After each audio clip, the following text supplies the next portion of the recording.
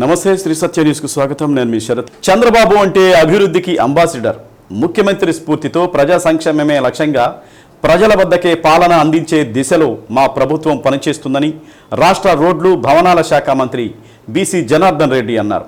బేస్తవారిపేట మండలం కొత్తపల్లి గ్రామం వద్ద కోనపల్లి రోడ్డు మరమ్మత్తు పనులను మంత్రి బీసీ జనార్దన్ రెడ్డి పర్యవేక్షించారు. కార్యక్రమంలో మంత్రితో పాటు గిద్దలూరు ఎమ్మెల్యే ముత్తుముల అశోక్ రెడ్డి, జిల్లా ఉన్నతాధికారులు, ప్రజాప్రతినిధులు పాల్గొన్నారు.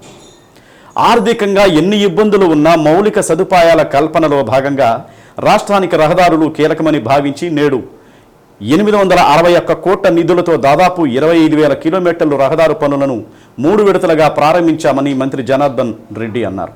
ప్రకాశం జిల్లాలో దాదాపు 21 కోట్లతో 1313 కిలోమీటర్లు రహదారులు మరమ్మతుల పనులు చేస్తున్నామన్నారు.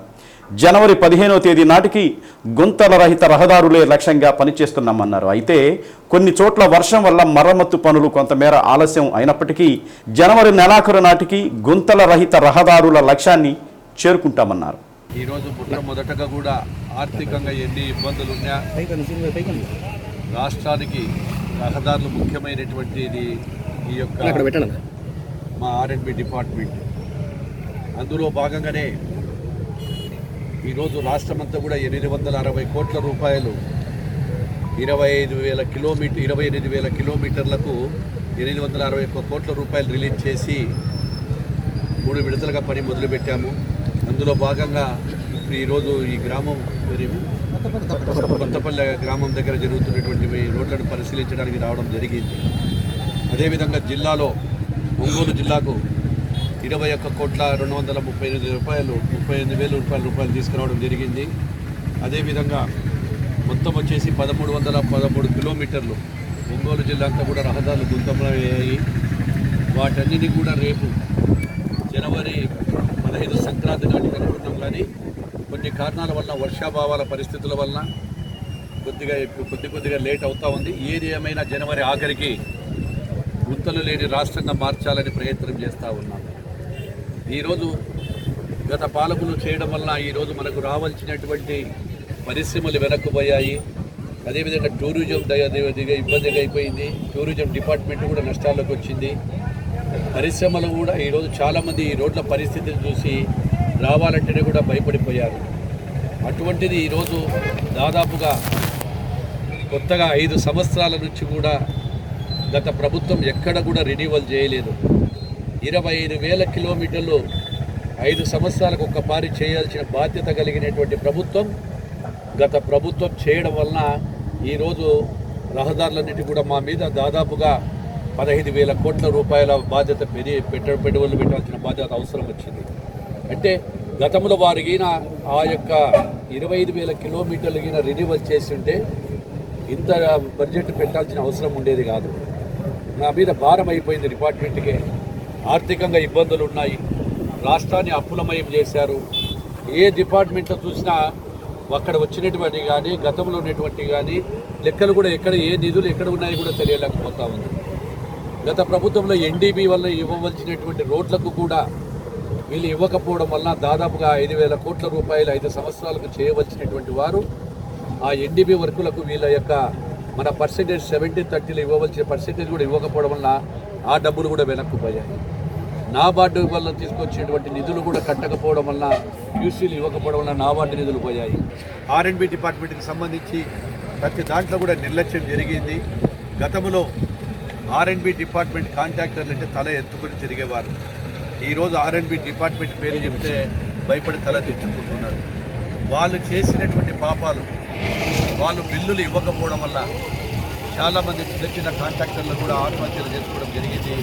ఈరోజు ఎవరు కూడా చిన్న కాంట్రాక్టర్లు మనుగడ సాధించలేకపోతున్నారు. ఈరోజు ఇది ఒక్కటే కాదు, నేషనల్ హైవేస్ మా ప్రభుత్వం వచ్చిన తర్వాత 75,000 కోట్ల రూపాయలకు ఈరోజు కూడా మంజూరు తీసుకురావడం కేంద్ర ప్రభుత్వం దగ్గరికి వెళ్ళి వాటన్నిటిని కూడా మార్చి లోపల ఏవైతే ఉన్నాయో ఆ ఏజెన్సీ ద్వారా ఆ రోడ్ల ఫీజబిలిటీని బట్టి త్వరలోనే PPP మోడల్లో కూడా తీసుకొని రోడ్లను అన్నింటినీ కూడా గత తెలుగుదేశం ప్రభుత్వంలో ఉన్నప్పుడు ఏ విధంగా ఆ హయాంలో ఉన్నప్పుడు చేసినట్టుందో అదేవిధంగా అభివృద్ధిని రోడ్లను ఈ యొక్క మరమ్మతులు చేసి రెన్యువల్స్ చేసి ప్రజలకు సౌకర్యవంతంగా చేయడమే కాకుండా ఇండస్ట్రీస్ కానీ టూరిజం డిపార్ట్మెంట్ కానీ మనకందరికీ కూడా మళ్ళీ ఈ యొక్క రాష్ట్రంలో పరిశ్రమలు రావాలనేటువంటి ఉద్దేశంతోనే ఈ యొక్క రోడ్లను కూడా తొందరగా చేస్తూ ఉన్నాము. వైసీపీ అధినేత జగన్మోహన్ రెడ్డి ఇచ్చిన పిలుపులో భాగంగా అన్నదాతకు అండా కార్యక్రమాన్ని ఒంగోలులో వైసీపీ శ్రేణులు నిర్వహించారు. ఒంగోలు అంబేద్కర్ భవనం వద్ద నుండి ప్లకార్డులు చేతపట్టి భారీ ఎత్తున కార్యకర్తలు నాయకులు ప్రదర్శనగా బయలుదేరి కలెక్టరేట్ వరకు చేరుకుని నిరసన వ్యక్తం చేశారు. వైఎస్ఆర్ విగ్రహానికి పూలమాలలు వేసి నివాళులర్పించారు. అనంతరం డిఆర్ఓ చిన ఓబులేస్కు వినతిపత్రం అందజేశారు. అన్నదాతకు అండగా ఒంగోలులో నిరసన కార్యక్రమం చేపట్టడం జరిగిందని ఒంగోలు పార్లమెంటు ఇన్ఛార్జ్ చెవిరెడ్డి భాస్కర్ రెడ్డి అన్నారు. వైసీపీ పాలనలో రైతులు సుభిక్షంగా ఉన్నారని, ఈ క్రాప్ నమోదుతో పాటు సబ్సిడీపై విత్తనాలు లభించేవని జిల్లా అధ్యక్షుడు ఎమ్మెల్యే బుచ్చేపల్లి శివప్రసాద్ రెడ్డి అన్నారు. ఒంగోలు అసెంబ్లీ నియోజకవర్గ సమన్వయకర్త చుండూరి రవిబాబు ఆధ్వర్యంలో జరిగిన ఈ కార్యక్రమంలో ఎస్సీసీఎల్ రాష్ట్ర అధ్యక్షుడు జూపూడి ప్రభాకర్ రావు, ఎర్రగొండపాలెం ఎమ్మెల్యే తాటిపర్తి చంద్రశేఖర్, మాజీ మంత్రి ఆదిమూలపు సురేష్, అన్న వెంకటరాంబాబు, కుందూరు నాగార్జున రెడ్డి, దద్దాల నారాయణ యాదవ్, కాకుమాను రాజశేఖర్, ఏఎంసీ మాజీ చైర్మన్ బన్నీ, నగర పార్టీ అధ్యక్షుడు కఠారి శంకర్, వైసీపీ నాయకులు లంకపోతు అంజిరెడ్డి, పోలవరం శ్రీమన్నారాయణ, వేమ శ్రీనివాసరావు, దుంప రమణమ్మ, దుంప చెంచిరెడ్డి, పమిడి వెంకటేశ్వర్లు, కృష్టిపాటి శేఖర్ రెడ్డి, రవీంద్రారెడ్డి తదితరులు పాల్గొన్నారు.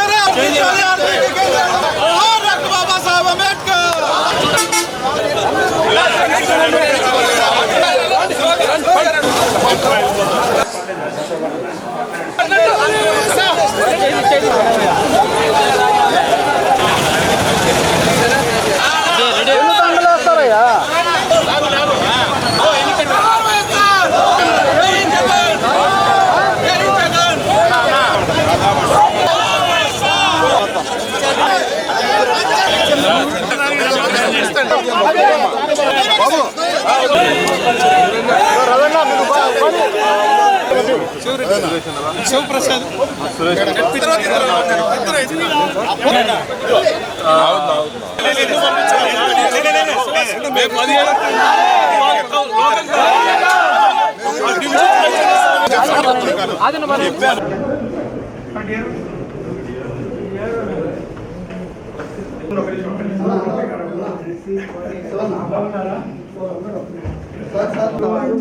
తప్పే ఉంది సార్ వాళ్ళు ఎంత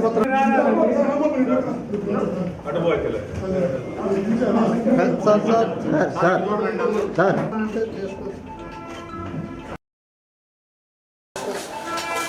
వైఎస్ఆర్ గారి పరిపాలన 5 సంవత్సరాలు రైతు రాజ్యం నడిచింది. తర్వాత జగనన్న పరిపాలనలో 5 సంవత్సరాలు రైతుగా రాజుగా ఈ రాష్ట్రాన్ని పరిపాలించారు. 10 సంవత్సరాలు ఈ రాష్ట్రంలో రైతు పాలన నడిస్తే ఇప్పుడు వచ్చినటువంటి పాలకులు రైతు ఆ రోజు రైతే వెన్నుముక ఈ రాష్ట్రానికి అనుకుని జగనన్న వైఎస్ఆర్ గారు పరిపాలిస్తే ఆ రైతు వెన్నుముక విరిచి పరిపాలిస్తున్నటువంటి పాలన ఈరోజు కొనసాగుతుంది. నిజంగా కూడా ఆ రోజు విత్తనాలు ఇచ్చిన, ఎరువులు ఇచ్చిన, వ్యవసాయ పనిముట్లు ఇచ్చిన, 90% సబ్సిడీకి ఇచ్చి, రైతు భరోసా లాంటి పథకాలు ఇచ్చి, రైతుకు కావాల్సినటువంటి అన్ని రకాల సదుపాయాలు కల్పించి, రైతు ఎవరి దగ్గరికి వెళ్ళి దేగి అనకుండా రైతు భరోసా కేంద్రాలు ఏర్పరిచి ప్రతి గ్రామ పంచాయతీలో రైతుకు గిట్టుబాటు ధర కల్పించి, పంటలకు నష్టం వస్తే ఉచిత పంటల బీమా కల్పించి వీళ్ళు చెప్పిన హామీలు నమ్మారు. 20,000 ఇస్తాం, 30,000 ఇస్తాం, రకరకాల హామీలు ఇస్తే నమ్మారు రైతులు. ఈరోజు రైతులు కోరుకుంటున్నారు, అయ్యా నువ్వు ఇచ్చేటప్పుగా దేవుడి గరిగా మా రైతు జీవితాలని నాశనం చెయ్యకూడదు. ఈరోజు ఆ రైతులకు న్యాయం చేయాలని ఏ ప్రభుత్వం అయితే ఈరోజు రైతులకు వ్యతిరేకంగా వెళుతుందో ఆ ప్రభుత్వాన్ని రైతులంతా కలిసి ప్రశ్నించి నిలదీసి రైతుకు న్యాయం చేసేలా పోరాటం చేయాలి అని వైఎస్ఆర్ కాంగ్రెస్ పార్టీ కలెక్టర్లకు వినతి పత్రాలు ఇవ్వడానికి ఈరోజు సంకల్పించింది.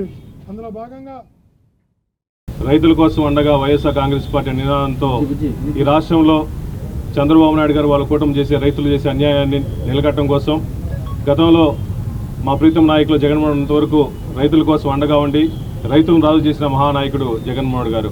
ఎలక్షన్లప్పుడు ఇచ్చిన హామీలను నెరవేర్చుకుంటూ రైతులందరికీ రైతు భరోసా కూడా ఇచ్చిన మహానాయకుడు జగన్మోహన్ అని చెప్పి సభాముఖంగా తెలియజేస్తున్నా. కానీ ఎలక్షన్ల ముందు చంద్రబాబు నాయుడు గారు రకరకాల హామీలు ఇచ్చారు.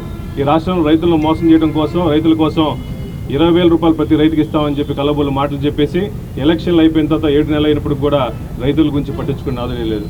నీవు చంద్రబాబు నాయుడు గారు ఎలక్షన్ల ముందు ఇచ్చిన హామీల్లో ముఖ్యమైన హామీ రైతులకి 20,000 రూపాయలు కాబట్టి ఈ హామీ నెరవేర్దాం కూడా నెరవేర్చే ఆలోచన లేదా? రైతుల్ని మళ్ళా మోసం చేస్తున్నారా? రైతులు నోట్లో మట్టి కొడుతున్నారా? ఆర్బీకే జగన్మోహన్ వచ్చినప్పుడు ఆర్బీకే రైతు భరోసా కేంద్రం పెట్టినప్పుడు జగన్మోహన్ అన్ని విత్తనాలు కానీ, ఎరువులు కానీ, ప్రొక్యూర్మెంట్ కానీ, విత్తనాల ప్రొక్యూర్మెంట్ మొత్తం అక్కడ జరుగుతుంది. కానీ చంద్రబాబు నాయుడు గారు వాళ్ళ కూటమి వచ్చిన తర్వాత ఆర్బీకే పేరు మార్చారు. రైతు భరోసా ఇక్కడ లేదు. అదేవిధంగా ఈ గవర్నమెంట్ వచ్చిన తర్వాత రైతుల కోసం అట్లీస్ట్ ఈ వరి ప్రొక్యూర్మెంట్ చేసుకోవడం కోసం సెంటర్లు లేవు.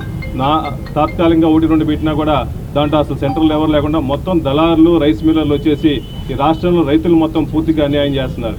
గతంలో మా ప్రభుత్వంలో 1,750 రూపాయలు మూటకుంటే ఇప్పుడు ఆ 1,750 రూపాయలు కాదు 1,300, 1,400 ఇచ్చే పరిస్థితి లేదు. అది కాకుండా వర్షాలు పడుతున్నాయి. ఈ వర్షాలు పడితే నెమ్మి కూడా ఎక్కువ ఉంది. అదేవిధంగా కలర్ మారుతుంది. వీటిలందరికీ భరోసా ఎవరిస్తారు? అట్లీస్ట్ వాటిని కప్పుకోవడానికి కూడా అంతకుముందు మా గవర్నమెంట్లో సబ్సిడీ ఇచ్చి పట్టలు ఇచ్చేవాళ్ళం. ఇప్పుడు సబ్సిడీ లేదు, ఏమీ లేదు. దయచేసి ఈ కూటమి ప్రభుత్వం రైతుల కోసం అండగా ఉండి కనీస మద్దతు ధర ఇవ్వాలని చెప్పి డిమాండ్ చేస్తున్నాం. వైఎస్ఆర్ తరఫున ఈ విధంగా ర్యాలీకి వచ్చి కూటమి ప్రభుత్వం వచ్చిన తర్వాత రాష్ట్రానికి అన్నం పెట్టేటటువంటి రైతుకి సున్నం పెడుతున్నటువంటి ఈ ప్రభుత్వం రైతులకు ఇచ్చేటటువంటి రుణాలను కానీ, రైతులకు ఇస్తున్నటువంటి ఇన్సూరెన్స్ని కానీ, అలాగే ఇస్తానన్న 20,000 రైతులకి ఆసరా కానీ ఏమీ ఇవ్వకుండా ఎగ్గొట్టడంతో పాటు పూర్తిగా రైతుల యొక్క సంపదని ఆవిరి చేస్తున్నట్టుగా దళారుల్ని మోకరించి రాష్ట్ర వ్యాప్తంగా ప్రతి ఒక్క పంట యొక్క రేటుని దిగిపోయేలాగా చేసినటువంటి దళారీ ప్రభుత్వం ఈ కూటమి ప్రభుత్వం అనేది స్పష్టంగా కనపడుతుంది. మిర్చి గతంలో ఇదే నవంబర్లో మా ప్రభుత్వం ఉన్నప్పుడు క్వింటాలు 1,600 నుంచి 2,000 అమ్మితే ఇవాళ 1,000 రూపాయలు అమ్ముతున్నటువంటి పరిస్థితి. అంటే సగానికి సగం పడిపోయింది. పత్తి 6,500 రూపాయలు మా ప్రభుత్వంలో నవంబర్లో ఉంటే ఇవాళ 4,000 రూపాయలు పడిపోయింది. అంటే 2,500 రూపాయలు సగానికి సగం పడిపోతున్నటువంటి పరిస్థితి. రైతుల్ని దగా చేస్తే రైతులు మీ వెన్ను విరవడానికి సిద్ధంగా ఉంటారనేది ఈ కూటమి ప్రభుత్వం గుర్తుంచుకోవాలని మీ ద్వారా కూటమి ప్రభుత్వానికి హెచ్చరిస్తున్నాం. ఇదే అన్నదాత సుఖీభవ అని చెప్పి ఆర్భాటంగా మొదలుపెట్టినటువంటి పథకం 20,000 రూపాయలు మీకు ఇస్తాం. జగన్మోహన్ రెడ్డి గారి ప్రభుత్వం 13,500 ఇస్తే మేము 20,000 ఇస్తాం మీకు అని చెప్పి నమ్మబలికి 6 నెలలు అయినా కూడా మొహం చాటేసినటువంటి ఈ ప్రభుత్వం ఈరోజు రైతాంగాన్ని తీవ్ర ఇబ్బందికి నెట్టేసి వారిని దగా చేసిన పరిస్థితి మనం చూస్తాం. ఈ పరిస్థితి ఎంత దారుణంగా ఉందంటే ఈరోజు రాష్ట్ర ప్రభుత్వం రైతులు అనే వాళ్ళని గాలికి వదిలేసింది. వారు ఎన్నో ఆశలతోటి గత పాలకులు అందించినటువంటి ఆ యొక్క సహాయాలు ఇంకా మెరుగ్గా అందిస్తారని చెప్పి ఆశపడ్డారు. అది రైతు భరోసా కార్యక్రమం కానివ్వండి, వైఎస్ఆర్ ఉచిత పంట బీమా కానివ్వండి, అట్లాగే ధాన్యం కొనుగోలు కేంద్రాలు కానివ్వండి, అకాల వర్షాలకు తరిచినటువంటి ధాన్యానికి మద్దతు ధర పలుకుతూ ప్రభుత్వం కొన్ని కార్యక్రమం కానివ్వండి, ప్రభుత్వం ఆధునిక రైతులకు ఆధునిక దేవాలయాలుగా రైతు భరోసా కేంద్రాలు ఏవైతే ఉన్నాయో వాటిని నిర్వీర్యం చేస్తున్నటువంటి పరిస్థితి చూసి రైతులు బెంబేలెత్తుతాం. పరిస్థితి ఎంత దారుణంగా ఉందంటే రైతులు ఆత్మహత్యకు పాల్పడుతున్నటువంటి పరిస్థితి మనం చూస్తున్నాం. ఈ 6 నెలల కాలంలో ఎన్ని రైతు ఆత్మహత్యలు జరిగాయో ఒకసారి ఆత్మ పరిశీలన చేసుకోమని చెప్పి ఈ ప్రభుత్వానికి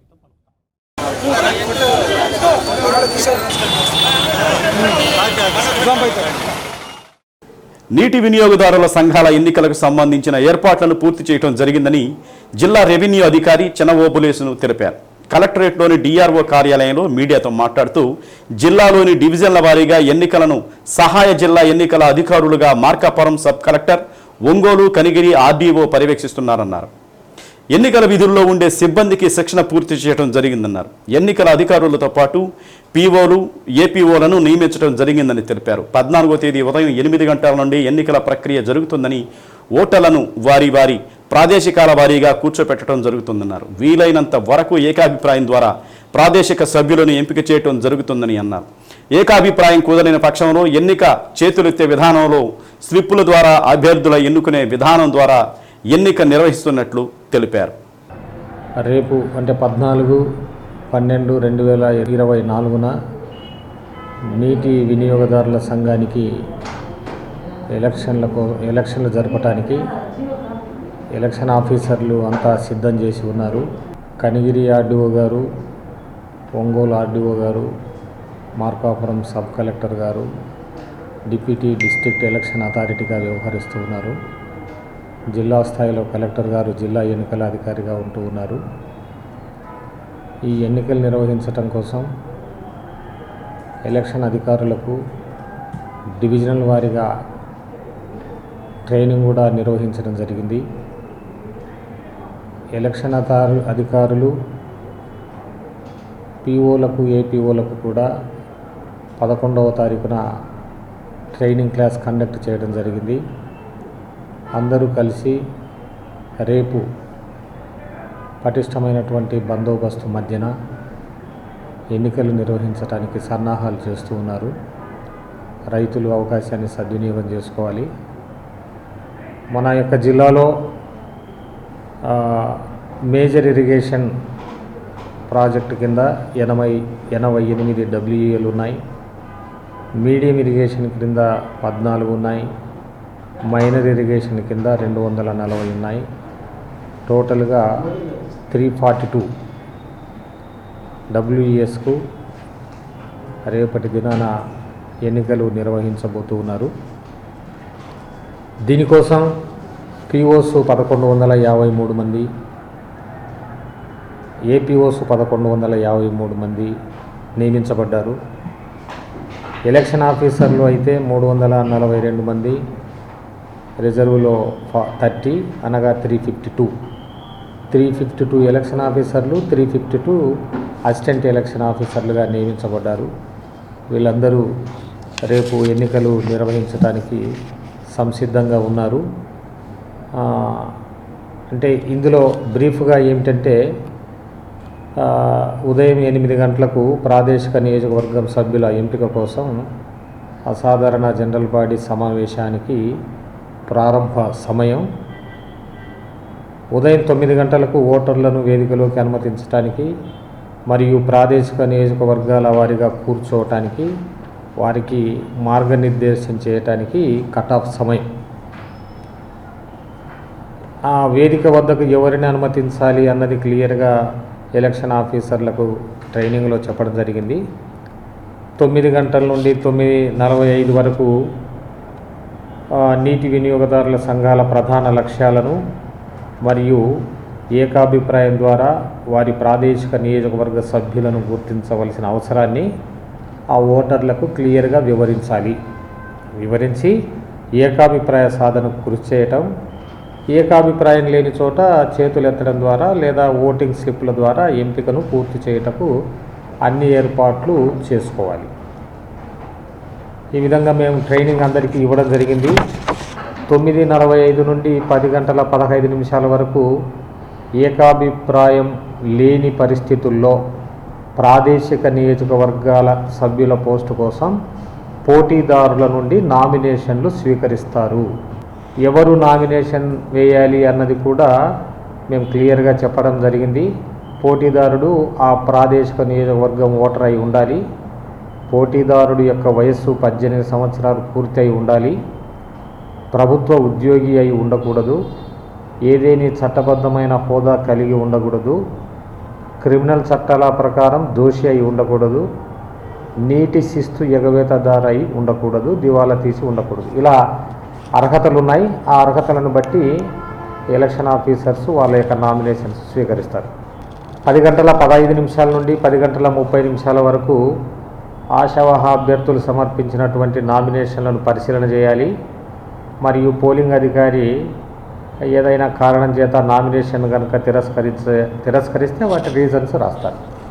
మొత్తం ఎలక్షన్ ప్రాసెస్ కంప్లీట్గా ఎలక్షన్ అధికారులకు వివరించడం జరిగింది. దాని ప్రకారంగా ఎలక్షన్ అధికారులు వాళ్ళ యొక్క POs, APOస్తో ఎలక్షన్లు నిర్వహిస్తారు. వాళ్ళు కూడా ఏకాభిప్రాయం సాధించడానికే ప్రధానంగా కృషి చేస్తారు అని తెలియజేస్తారు. ప్రజా సమస్యలపై పార్లమెంటు వేదికగా స్పందించే ఒంగోలు ఎంపీ మాగుంట శ్రీనివాసులు రెడ్డి నేడు పార్లమెంటులో వలస కార్మికుల సమస్యలపై ప్రశ్నించారు. విద్యా ఉపాధి అవకాశాల కోసం విదేశాలకు వెళ్లే విద్యార్థులు కార్మికులను ఉద్యోగ నియామక ఏజెన్సీలు చేస్తున్న మోసాలు, వాటి వల్ల వారు ఎదుర్కొంటున్న కష్ట నష్టాల గురించి, మోసాలకు పాల్పడిన ఏజెన్సీలపై తీసుకున్న చర్యల గురించి మాగుంట ప్రశ్నించారు. ఇటీవల సిరియాలో అల్లర్లు జరుగుతున్న సమయంలో అక్కడ చిక్కుకున్న భారతీయులను సురక్షితంగా స్వదేశం తీసుకువచ్చిన విదేశాంగ శాఖను అభినందించారు. మాగుంట ప్రశ్నపై కేంద్ర విదేశాంగ శాఖ మంత్రి జైశంకర్ సమాధానమిస్తూ దేశంలో దాదాపు 2000కు పైగా విదేశీ ఉద్యోగ నియామక ఏజెన్సీలు పనిచేస్తున్నాయన్నారు. ఈ ఏజెన్సీలు ఖచ్చితంగా ప్రభుత్వ నియమ నిబంధనల మేరకు పనిచేసే విధంగా చర్యలు తీసుకుంటున్నామన్నారు. విదేశాల్లో ఉద్యోగ ఉపాధి అవకాశాల కోసం వెడుతున్న వారు ఎదుర్కొంటున్న సమస్యలపై ఎంపీ మాగుంట శ్రీనివాసులు రెడ్డి ఆవేదనను అర్థం చేసుకుంటున్నామని, అటువంటి వారి సమస్యలను విదేశాంగ శాఖ అర్థం చేసుకుంటుందని, సమస్యల పరిష్కారానికి సత్వరం చర్యలు తీసుకుంటామని తెలిపారు. దీనిపై ఎంపీ మాగుంట శ్రీనివాసులు రెడ్డి మాట్లాడుతూ విదేశీ నియామక ఏజెన్సీలు వివిధ రకాలుగా తప్పుడు ప్రచారాలు చేసి యువతను తప్పుదోవ పట్టిస్తున్నారని, అటువంటి తప్పుడు ప్రచారాలపై చర్యలు తీసుకోవాలని సూచించారు. Honorable member, sir, no, I would like to comment the External Affairs Ministry for quick evacuation of Indian nationals involved on Syria, sir. Sir, the present thing is that, last session, Honorable Minister, Sri Jaishankar ji had given, a grateful response to regarding the issue of migrant workers in the Middle East. But however, sir, the troubles faced by migrant workers increase day by day, and this is very concerning, sir. So therefore, I would like to know from the minister whether the ministry could consider establishing specific inter-ministerial desk agencies in those countries which have a high density of Indian migrant workers, sir. And not only that, sir, no. Here we register also registered recruiting agencies. These agents are, if they commit any mistakes or any other illegal activities, only the punishment is, cancelling the license or suspending only. But there is no punishment, punishment to the RAs, should be also considered. Where we have situations where something is wrong, it is not only revoking the license of the RAs. We have had situation in Cambodia and Myanmar, where we have even recommended prosecution in certain cases to the state government. So wherever rules are one thing, sir, if any time any laws are violated, the member can be assured that we would take a very tough view of it and ask for the law, full force of the law to be applied. Honourable member supplementary. Sir, in the Honourable Minister's reply, sir, it has been stated just now also, till 8th December, there are 2,164 recruiting agencies, sir.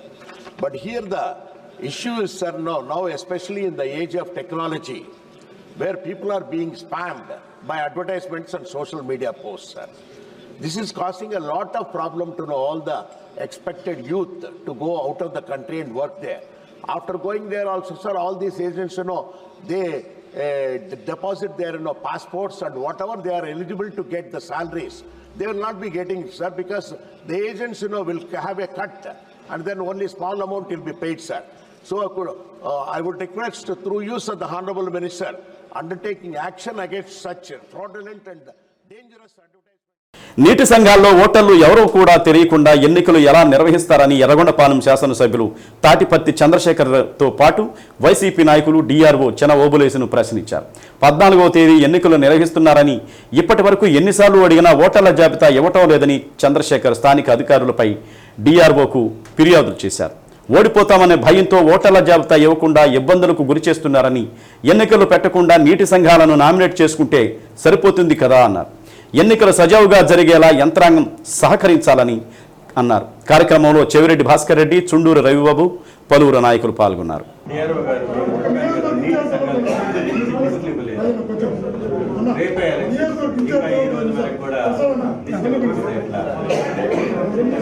మీరు చెప్తే remaining చెప్తే ఉపయోగం ఏముంది అంటే ఇది వాంటెడ్గా చేస్తున్నటువంటి పని కాదు. ఆ సభ్యులు ఎవరున్నారు, ఓటర్లు ఎవరు అనే జాబితాను మీరు ఇవ్వకపోతే ప్రతిపక్షంలో ఉన్నటువంటి వైఎస్ఆర్ కాంగ్రెస్ పార్టీకి ఏ విధంగా ఎలక్షన్ జరిగినట్టు నామినేట్ చేసుకుంటే సరిపోయింది కదా. ఎందుకు మీరు ఈ రకమైనటువంటి కార్యక్రమాలు ఎందుకు చేస్తున్నారు? ఇది దగా కదా. చెరువు దగ్గర డిస్ప్లే చేయాలి కదా ఖచ్చితంగా ఎవరెవరు నీటి సంఘాలు దాంట్లో వాళ్ళ పెత్తనం ఏంటి సార్? ఎలక్షన్ జరగాలి, ఎలక్షన్ లో గెలవాలి. వాళ్ళకి దమ్ముంటే, నిజంగా వాళ్ళకి బలం ఉంటే ఎలక్షన్ లో గెలవాలి. వాళ్ళకై వాళ్ళు నామినేట్ చేసుకునేది ఏంది? నీటి సంఘాలకు సంబంధించి ఎక్కడా కూడా ఎలక్షన్ జరగకుండా చేయాలని నామినేషన్ ప్రక్రియ పెట్టేసుకొని మా వాళ్ళకి ఎవరికి కూడా ఓటర్లుగా ఉన్నటువంటి వాళ్ళకి లిస్టులు ఇవ్వకపోతే ఎట్లా? వాళ్ళని రేపు రానివ్వరు లోపలికి. ఎవరు వాళ్ళని సెక్యూర్ చేసేది? ఎలా వెళ్ళి ఓటింగ్ లో పార్టిసిపేట్ చేయాలి? దీనికి సిస్టమ్ సహకరించకపోతే ఎలాగా? సార్ గతంలో చెరువు దగ్గర డిస్ప్లే చేసేవాళ్ళు ఓట్లని, ఎవరెవరు ఓట్లు డిస్ప్లే చేస్తారు. ఆ ఓటర్ లిస్ట్ ప్రకారం తీసుకున్నాక లేనోళ్ళు అప్పీలు పోతారు ఇంజనీర్ దగ్గరికి. మా పొలం ఉంది సార్, మా ఓటు కొంచెం తమరు సివియర్ గా తీసుకోండి, సీరియస్ గా తీసుకోండి. ఎందుకంటే చాలా సీరియస్ ఇష్యూ. నీటి సంఘాలంటే రేపు వాటర్ కూడా రాకుండా చేస్తారు రైతులు. వాటర్ కూడా రాకుండా చేస్తారు. ఇవాళ ఆటోమేటిక్ గా రైతుల్ని దగా చేస్తున్నారు. రేపు మళ్ళీ వైఎస్ఆర్ కాంగ్రెస్ పార్టీ రైతులందరికీ వాటర్ కూడా లేకుండా పోయేటటువంటి పరిస్థితి వస్తుంది. సో దాని మీద మీరు ఖచ్చితంగా చర్య తీసుకోవాలి. నేను దాదాపు 1 వీక్ నుంచి నేను వాళ్ళని వెనక పంపించేసి లిస్టులు ఇవ్వండి అని వాళ్ళని పంపిస్తా ఉన్నా కూడా వాళ్ళు రెస్పాండ్ అవ్వకపోతే ఎలా? నామినేషన్ చేయడానికి అసలు ఓటర్ ఎవరు అనేది కూడా చూసుకోవడానికి అవకాశం లేకుండా చేసి పెట్టడానికి వీల్లేనట్టు. 5వ తారీఖు ప్రిపేర్ అయితే 5 క్యాన్సిల్ చేశారు. మళ్ళీ సడన్ గా రేపు పెట్టేసుకున్నారు. ఎలక్షన్ రేపే పెట్టేసుకున్నారు. ఎట్లా జరుగుతాయి ఎలక్షన్స్? సార్ ఓటర్లంతా మా వాళ్ళు, మాక్సిమం ఓటర్స్ మా వాళ్ళు ఉన్నారు. వాళ్ళు ఎలక్షన్ జరిగితే ఓడిపోతారు కాబట్టి ఎలక్షన్ జరగకుండా నామినేటెడ్ పద్ధతిలో చేసుకోవాలని ప్రయత్నం చేస్తున్నారు. ఇది తప్పు. దీన్ని మీరే ఖండించాలి, మీరే ఆపాలి, మీరే మాకు సెక్యూరిటీ కల్పించి ఎలక్షన్ జరిగేలాగా చేయాలి.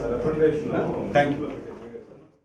విద్యార్థులు క్రీడా స్ఫూర్తితో క్రీడల్లో పాల్గొని విజయవంతం చేయాలని 2 టౌన్ సిఐ మేడా శ్రీనివాసరావు అన్నారు. The Ongole water plant association ఆధ్వర్యంలో ఉంగరాల సుమతి చారిటబుల్ ట్రస్ట్ పేరుతో డిఆర్ఆర్ఎం మున్సిపల్ హైస్కూల్లో పాఠశాలల బాలికల క్రీడా పోటీలను ఆయన ప్రారంభించారు. క్రీడలు ఏకాగ్రతను పెంచుతాయని, అదే ఏకాగ్రత చదువుల పట్ల చూపించి ఉన్నత స్థాయికి ఎదగాలని స్టెప్ సిఓ శ్రీమన్నారాయణ ఆకాంక్షించారు. గత కొన్ని సంవత్సరాల మాదిరిగానే ఈ ఏడాది కూడా క్రీడా పోటీలకు విద్యార్థుల నుంచి విశేష స్పందన లభించిందని వాటర్ ప్లాంట్ అసోసియేషన్ అధ్యక్షుడు నల్లూరి ఉమామహేశ్వరరావు అన్నారు. కార్యక్రమంలో గౌరవ అధ్యక్షుడు రావూరి హరిబాబు, ఉపాధ్యక్షుడు అయినాబత్తిని యానాదిరావు, కార్యదర్శి ఎస్కే హుస్సేన్, కోశాధికారి యువి సుబ్బారావు, చారిటబుల్ ట్రస్ట్ వ్యవస్థాపకులు, నిర్వాహకులు ఉంగరాల శివకుమార్, హెడ్ మాస్టర్ తదితరులు పాల్గొన్నారు.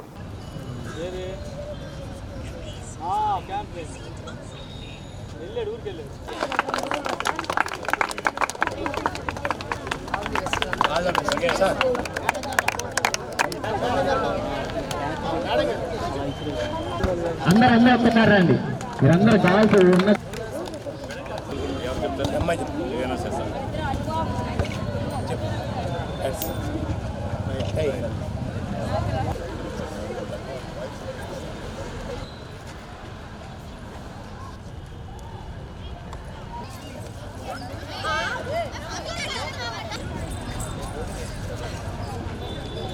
అవుతుంది.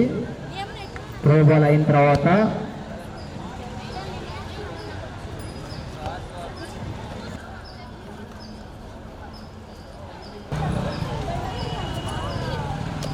Boys section cricket next match SR versus second match Hartford versus SR. Bhuvanagiri వాళ్ళకి గర్ల్స్ సెక్షన్. ఈరోజు మన ఉంగరాల సుమతి చారిటబుల్ ట్రస్ట్ క్రీడోత్సవాల్లో భాగంగా ఇక్కడికి సమావేశమైనటువంటి అందరికీ కూడాను నా యొక్క ఆశీస్సులు. ఈరోజు జరుగుతున్నటువంటి ఈ స్పోర్ట్స్ మీట్ని అందరూ కూడా సద్వినియోగం చేసుకొని జీవితంలో ఉన్నతంగా ఎదగాలని చెప్పేసి మనస్ఫూర్తిగా కోరుకుంటున్నాను. ఇలాంటి స్పోర్ట్స్ కార్యక్రమాలు నిర్వహిస్తున్నటువంటి మన ఒంగోలు వాటర్ ప్లాంట్ అసోసియేషన్ వాళ్ళందరూ కూడాను భవిష్యత్తులో ఇలాంటి మంచి మంచి కార్యక్రమాలు ఇంకా చేస్తూ ప్రజలకు దగ్గర అవ్వాలని చెప్పి మనస్ఫూర్తిగా కోరుకుంటున్నాను. ఇక్కడికి వచ్చినటువంటి మీడియా మిత్రులకి మరియు అధికారులకి క్రీడాకారులందరూ కూడాను మరోసారి ధన్యవాదాలు తెలుపుకుంటూ ఈరోజు ఉంగరాల సుమతి చారిటబుల్ ట్రస్ట్ మరియు ఒంగోలు వాటర్ ప్లాంట్ అసోసియేషన్ వారి ఆధ్వర్యంలో ఇక్కడ విద్యార్థులకు క్రీడా పోటీలు, క్రీడా సంబరాలు నిర్వహించడం ఎంత ఆనందదాయకం. ఈ చారిటబుల్ ట్రస్ట్ వారు దీంతో ఈ సందర్భంగా ఈ రోజే కాదు ప్రతి సంవత్సరం కూడా ఇట్లాంటి కార్యక్రమాలు, క్రీడా పోటీలు నిర్వహించి అందరినీ ఉన్నతంగా ఎదిగేదానికి తమ సహకారాన్ని అందించవలసిందిగా కోరుకుంటూ, మేము గత సంవత్సరం లాగానే ఈ సంవత్సరం కూడా గత సంవత్సరం పొద్దుల్లో నిర్వహించాము ఇలాంటి సేవా కార్యక్రమం. ఈ సంవత్సరం ఒంగోలులో ఉంగరా సుమతి చారిటబుల్ ట్రస్ట్ వారితో సమేతంగా కలిసి క్రీడా స్ఫూర్తి ఉంచాలని చెప్పి ఈరోజు ఈ ప్రోగ్రాం చేసాము. ఈ కార్యక్రమం చేయాలనుకోగానే మున్సిపల్ హై స్కూల్ వారు మాకు ఈ వేదికనిచ్చి మాకు సహకరించారు. అలాగే పిల్లకాయలు బాగా ఉత్సాహంగా ఉన్నారు. వీళ్ళని చూస్తే ప్రతి సంవత్సరం ఇలా ఏదో కార్యక్రమం చేయాలని మాకు కూడా వస్తుంది. పిల్లలందరూ బాగా ఆడి ప్రజలు గెలుచుకోవాలి. బ్యాక్లాగ్ పోస్టుల ఫైనల్ జాబితాలో చోటు చేసుకుంటున్న చిన్న పొరపాట్లు సరిచేసి అర్హులైన వారికి ఉద్యోగ అవకాశాలు కల్పించేలా చర్యలు తీసుకోవాలంటూ NSF BI youth secretary Y Sivaprasad Reddy కోరారు. డిఆర్ఓ చెన ఓబులేసిని కలిసి 2022-23 బ్యాక్లాగ్ పోస్టుల ప్రొవిజనల్ జాబితాకి మెరిట్ జాబితాకి మధ్య తేడాను డిఆర్ఓ దృష్టికి తీసుకొచ్చారు. ఈ తేడా వల్ల కొంతమంది ఉపాధి అవకాశాలు కోల్పోతున్నారని, వాటిని సరిచేసి అందరికీ సత్వరం న్యాయం చేయాలని కోరారు. అందులో అది కాక ఈ లిస్టులో ఎంప్లాయ్మెంట్ 2019లో 2022 వరకు 8 ఎలా కూడారో కానీ 16 ఇయర్స్ వెరిఫై చేసిన తర్వాతనే న్యాయంగా ఉన్న లిస్టు పబ్లిష్ అదే సార్. ఎవరు ఎలిజిబుల్ ఉంటే. నా పేరు వై శివకృష్ణారెడ్డి. నేను ఎన్ఎఫ్బిఐ యూత్ సెక్రటరీగా ఉన్నాను. ఈరోజు 2022-23 బ్యాక్లాగ్ వేకెన్సీస్ సంబంధించి కొన్ని జరిగిన చిన్న పొరపాట్లు, వెనకుండే వాళ్ళని ముందుకి, ముందుండే వాళ్ళని వెనక్కి తీసుకురావటం జరిగింది లిస్టులో. అయితే ప్రొవిజనల్ లిస్టు అప్పుడు వేశారు, తర్వాత మెరిట్ లిస్టు వేయకుండా వాళ్ళు ఫైనల్ లిస్టు వేసి మెడికల్ చెకప్ పంపించి ఇప్పుడు జాయినింగ్ ఆర్డర్లు ఇచ్చేదానికి దగ్గరగా ఉంది. కాబట్టి మేము కలెక్టర్ గారిని, డిఆర్ఓ గారిని కలిసి, గతంలో కొంతమంది మా వాళ్ళు కూడా వేరే యూనియన్ నాయకులు కలిసి ఇట్లా జరుగుతుందంటే ఆ ఫైల్ని ఆపడం జరిగింది. మేము కూడా అందులో ఉన్న పొరపాట్లను డిఆర్ఓ గారి దృష్టికి తీసుకొచ్చి అర్హులైన వారికి న్యాయం జరిగేలాగా ఆ లిస్టుని, ప్రొవిజనల్ లిస్ట్ని, మెరిట్ లిస్ట్ని, ఫైనల్ లిస్ట్ని అన్నిటిని చూసి ఎవరైతే అర్హులుగా ఉంటారో వాళ్ళకి ఈ ఆర్డర్లు ఇప్పించమని సార్ గారిని కోరడం జరిగింది. సారు మేము న్యాయాలు విచారించి మొత్తం వెరిఫై చేసి మీకు న్యాయం చేసి అర్హులైన వారికే ఇస్తామని చెప్పడం జరిగింది. దానికి డిఆర్ఓ గారికి, కలెక్టర్ గారికి కృతజ్ఞతలు తెలియజేస్తాం. ఉపాధి హామీ పథకంలో పనిచేసే కూలీల దినసరి వేతనం 300 రూపాయలు వచ్చేలా కూలీల చేత పనులు ప్రణాళికాబద్ధంగా నిర్వహించేలా చర్యలు చేపట్టాలని chief vigilance officer B Shri Bhavani Harsha తెలిపారు. డ్వామా కార్యాలయంలో ఉపాధి హామీ పథకం పనుల నిర్వహణపై డ్వామా పీడీ జోసఫ్ కుమార్తో కలిసి సమీక్షించారు. దినసరి వేతనం జిల్లాలో 200 రూపాయలకు పైగా మాత్రమే వస్తుందని, దీనిని 300 రూపాయలు వచ్చేలా పనుల నిర్వహణలో మార్పులు చేపట్టాలని సూచించారు. సమీక్ష సమావేశంలో DWMA DVO P Jhansirani, APD P Venkataswamy, DVO సిబ్బంది, ఏపీఓలు తదితరులు పాల్గొన్నారు.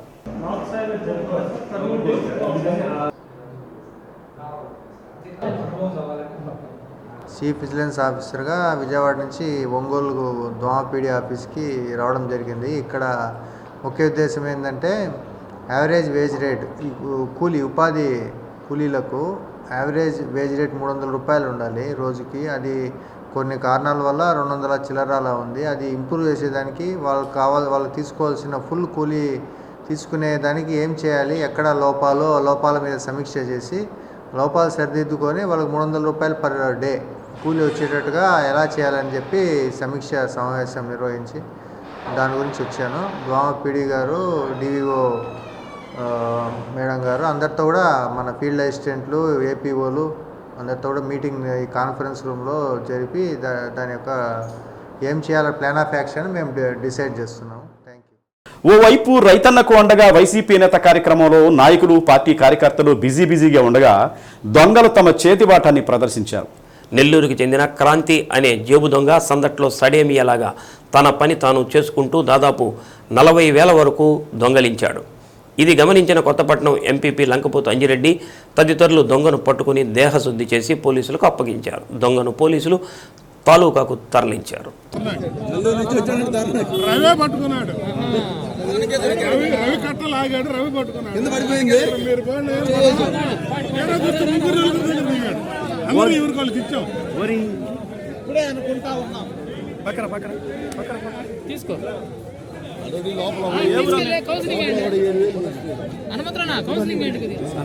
చెప్పండి చెప్పండి, ఏ ఊరు ఎత్తుంది?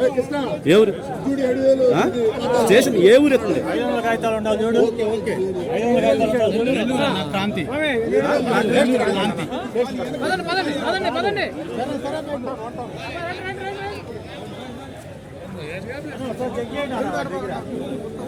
తీసుకున్నావా? ఏది తీసుకోపో, అడిగా వంటని రమ్మంటున్నా, తీసుకోపో.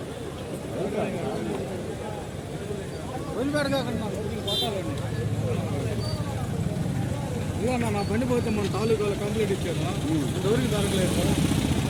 ఇది నా కొడుకుని ఇది ఎక్కడ నేను కూడా దాని నా బండి పోయింది, కసిగా ఉంది. ఈ మొదలు పెడతారేమో వస్తున్నా కదా నేను వదిలి పెడతాను. నా కొడుకులు ఇల్లు పోయి ఎంత కట్టి వదిలి పెడతాం కొడుకులు వాళ్ళు వదిలి పెడితే నగరంలోని కేశవస్వామిపేటలోని చెన్నకేశవస్వామి దేవస్థానంలో ఉపాలయంగా ఉన్న శ్రీ ప్రసన్నాంజనేయ స్వామి దేవాలయంలో హనుమద్ పర్వం నిర్వహించారు. అర్చక స్వామి నాగార్జున ఆచార్యులు ఆంజనేయ స్వామి సువచ్చలాదేవికి పంచామృతాభిషేకం జరిపించారు. అనంతరం హోమం ఏర్పాటు చేసి హనుమత్ వ్రతాన్ని జరిపించారు. అధిక సంఖ్యలో భక్తులు పాల్గొన్నారు.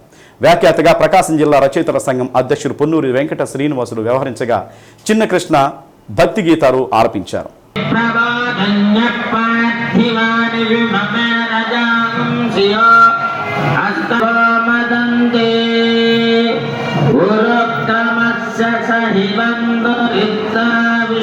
ఆసనం పరికల్పయామి.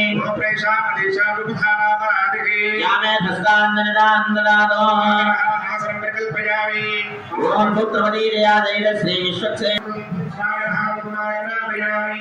ఓం అహమస్తు ప్రవదానస్య పూర్వం దేవేభ్యో ప్రదర్శనాభిః ప్రత్యక్షది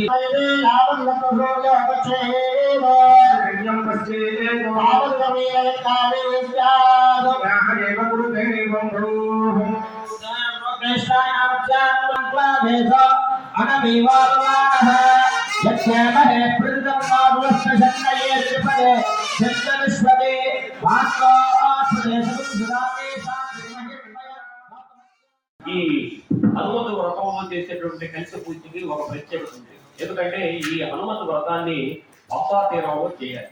అంటే మనం పంపా తీరానికి వెళ్ళి చేయలేం కాబట్టి ఆ పంపనే ఇక్కడికి తీసుకురావాలి. ఆ పంపనే ఇక్కడికి తీసుకొచ్చి ఆ పంపా జలాన్ని ఈ కలిశంలోకి ఆవాహన చేసి మనం ఆ పూజ చేయాల్సినటువంటి అవసరం ఉంది. దానికనే దీనికి గంగా గోదావరి సరస్వతి అని ఇందాక చెప్పుకున్నట్లుగా కాకుండా దీనికి ఇంకొక రకమైనటువంటి మంత్రాన్ని కూడా మన వాళ్ళ పెద్దవాళ్ళు ఇచ్చారు. గంగా గోదావరి చైవ తుంగభద్ర సరస్వతి నర్మదా యమునా చైవ కృష్ణవేణి కుముద్వతి అన్నటువంటి ఒక అద్భుతమైన అనుకున్నది కూడా విశాంతం చేసినటువంటి వాడు ఆంజనేయ స్వామి వారు. కాబట్టి మనకి ఇటువంటి కష్టాలు ఉన్నా సరే ఆ కష్టాలన్నింటినీ కడగేసి ఈ సమస్యకి పరిష్కారం లేదు అన్నటువంటి సమస్యను కూడా దానికి తొలగించి మనకి సమస్యకు పరిష్కారం చూపించేటటువంటి వాడు ఆంజనేయ స్వామి వారు. దీనికి కూడా సత్యనారాయణ స్వామి శ్రీ సత్యాన్యూస్లో నేటి మాట.